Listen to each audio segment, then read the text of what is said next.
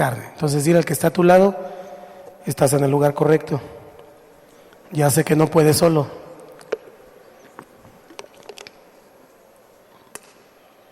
Ahora, esto me lleva al siguiente punto.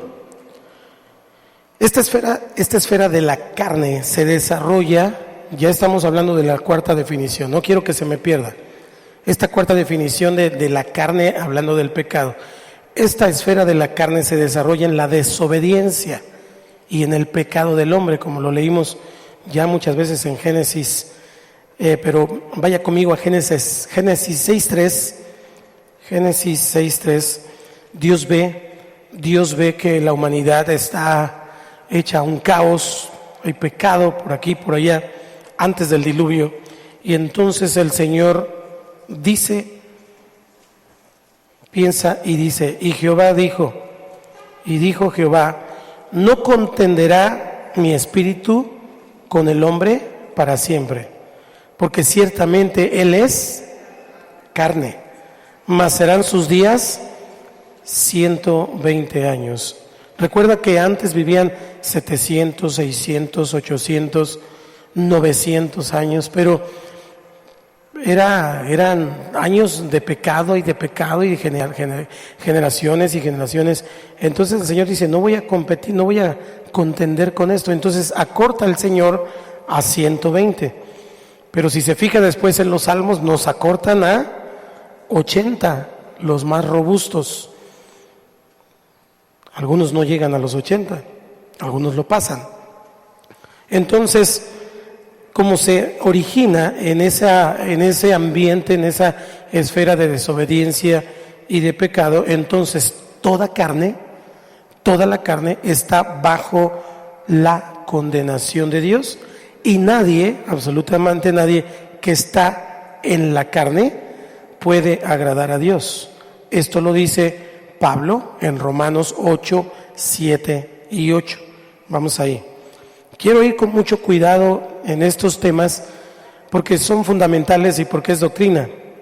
Y a veces pensamos que algunos somos más santos que otros, algunos somos más buenos que otros y algunos somos mejores que otros, y eso es orgullo y eso es satánico. O andamos en el espíritu o andamos en la carne, tan. No hay de que unos más y unos menos, eso es así de simple. De hecho, cuando alguien tiene una actitud así, se considera fariseísmo, un estado de fariseísmo, de decir, yo soy mejor que aquel, y gracias Dios porque yo no soy como el otro, gracias porque a mí por lo menos, estoy explicando, son actitudes carnales. Lo vamos a ver. ¿Qué dice el versículo 7 de Romanos 8 y luego el 8? Por cuanto los designios de la carne son enemistad contra Dios, porque no se sujetan a la ley de Dios, ni tampoco pueden. 8, ayúdeme. Y los que viven según la carne no pueden agradar a Dios. Ahora tenemos que tomar en cuenta que mucho de la carne es agradable al hombre, es agradable al ser humano, y aún puede ser una persona decente, muy educada, una persona con un alto nivel de conocimiento, pero puede tener actitudes que sean carnales, y entonces solo esa condición lo hace desagradable a Dios. Voy a ver algunas listas de la carne más adelante. Pero esto, la doctrina me gusta porque además de fundamentarnos, nos despeja la mente de posiciones que a veces pensamos en las que estamos de una manera más apartados, más justificados que otros, pero no es así. O somos justificados o no somos justificados, o tenemos salvación o no tenemos salvación. Eso es lo que enseña la palabra de Dios. Entonces, podemos pensar en un acto de culto, en una iglesia, en un lugar en donde a lo mejor está muy bien la alabanza y está muy bien la oración, pero se predican sus halagos, nunca se habla de pecado, nunca se predica de pecado, nunca se habla de lo que dice la Biblia. Entonces puede estar muy bonito, puede ser muy bonito el programa, puede ser una iglesia con aire acondicionado y no tiene necesidad de estarse echando airecito, pero aunque esté hermoso, si la gente, si el culto tiene que ver con carnalidad, a Dios le es abominación. Lucas capítulo 16, versículo 15. Esto es para que también piense en dónde estamos congregándonos, en dónde Dios nos ha llamado a estar, porque no es nada más donde una persona dice, pues yo ahora aquí voy a abrir esto y aquí ahora yo voy a ser el pastor y yo voy a ser, pero como de parte de quién. Está haciendo conforme y para el Espíritu y para el Señor y lo hace en su carne, entonces puede sonar muy bonito, pero es carnal. Y entonces Dios no lo recibe. Se puede justificar a sí mismo. Por eso este tema se llama la carne y el espíritu. Necesitamos entonces ir viendo qué es lo que el Señor habla en su palabra. Esto me lleva entonces enlazándome al siguiente punto.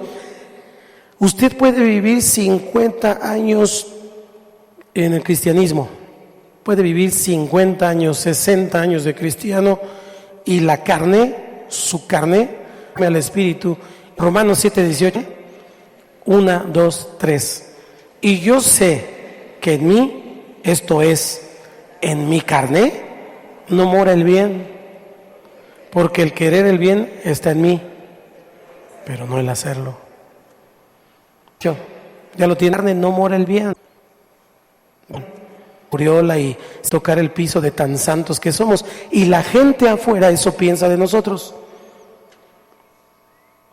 Y eso que es cristiano, y eso que va a la iglesia, y eso que no sé qué tanto, y entonces comienzan a juzgarnos por lo que todavía no somos. Pero estamos aprendiendo hoy que la carne es.